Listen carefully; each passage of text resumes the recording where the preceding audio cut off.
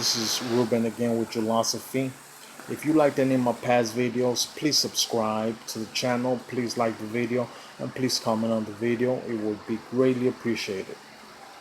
Today I want to talk about the 4 steps of learning. The 4 steps of learning.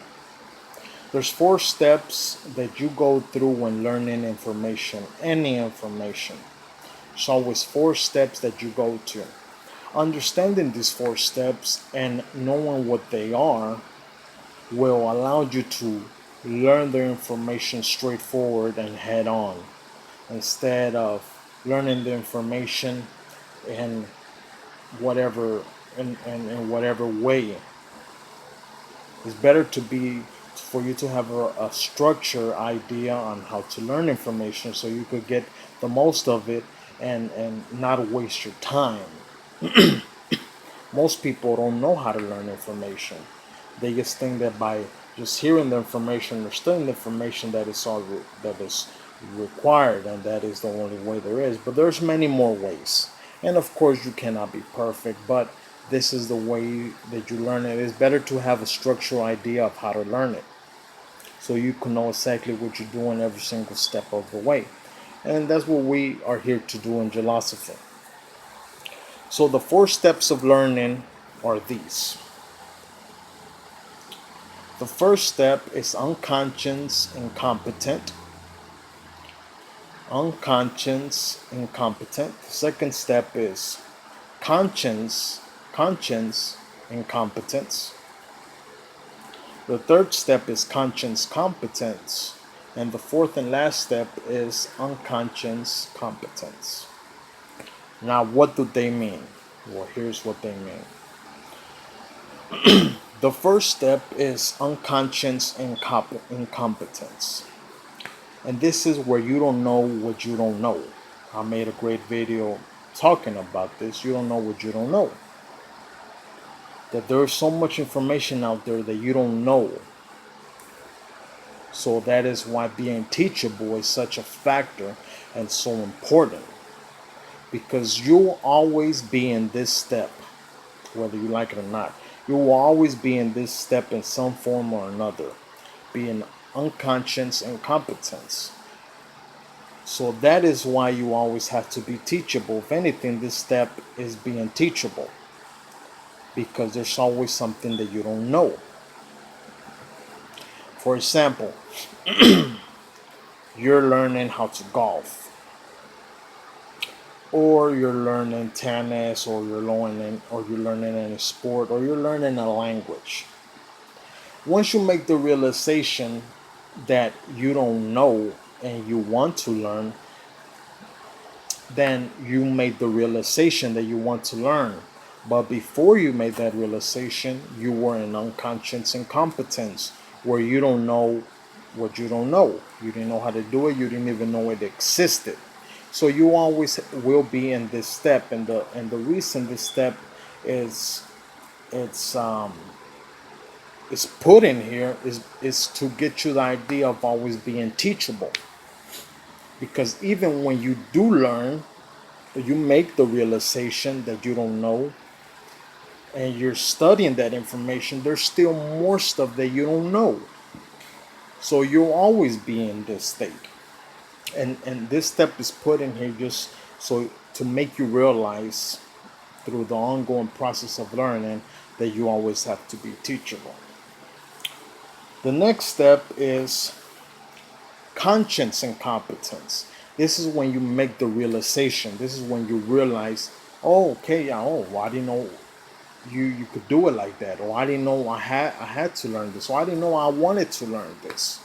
So now I know that I don't know.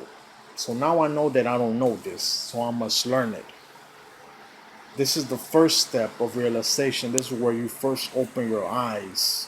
This is where the blinders are taken off, and now you're in realization mode. A light bulb went in your head. You see the light, in other words. Okay? The next step is conscience competence. This is when you actually take action into learning this. This is the step where you're actually learning. and you're doing this repeatedly to learn it. You're learning a language, you're doing it over and over and over again, learning it so you can learn it. You're learning how to golf, you're doing it over and over and over again to learn it. You're learning any sport, you're doing it over and over and over again on a repeated basis for you to learn it. So it's doing it over and over and over again. That's what conscious competence is. And it's also by observing someone else do it. You have a mentor. The mentor tells you what to do and how to do it, and then he's showing you how to do it. That's also part of conscious competence.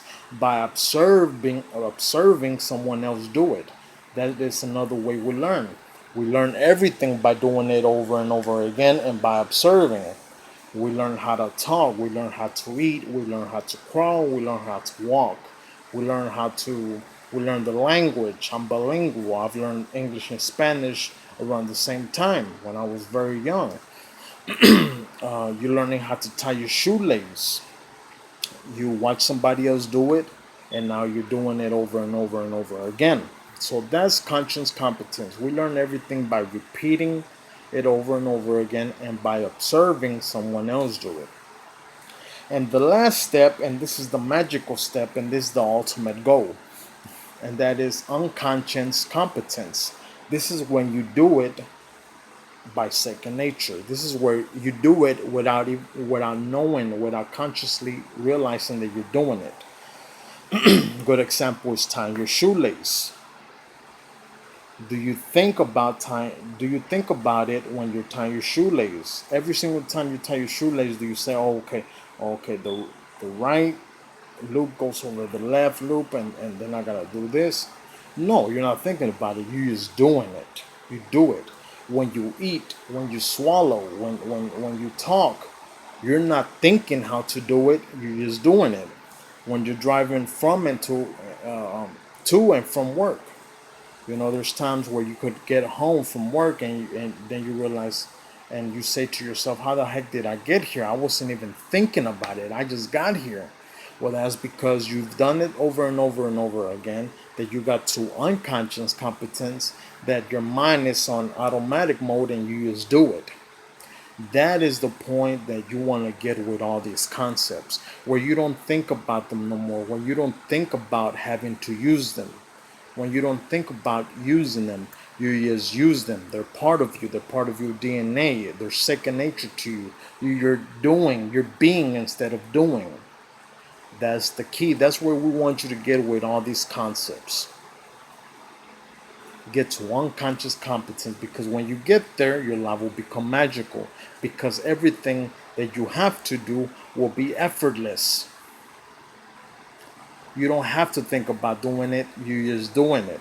You're thinking positive effortlessly. You're not thinking about thinking positive, you're just thinking positive. That's the magical level, and that's the level that all the super successful people that never have the drop do. And it's part of them. Many people rise up to a certain level and then they lose it all because they don't have a structure, an automatic structure of being all these concepts and the success, so they just lose it because they fall off. You want to get to the point that you're unconscious competence with all this information so you could just do it.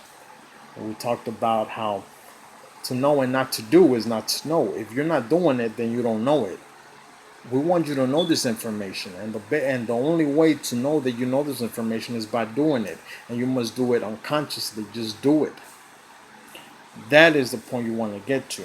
So the 4 steps again: unconscious incompetence. That's where you don't know what you don't know. Conscious incompetence. That's when you realize that you didn't know, but now you realize what you must do. Conscious competence is when you're now doing it repeatedly over and over again, or observing someone else do it so you could do it yourself. And then it's unconscious competence. That's when you're doing it without thinking. You just do it automatically. Okay? I hope you got much good information from this video, much good data, and I hope it's very helpful to you. Please subscribe to the channel. Please like and comment the video, and I'll see you guys next time.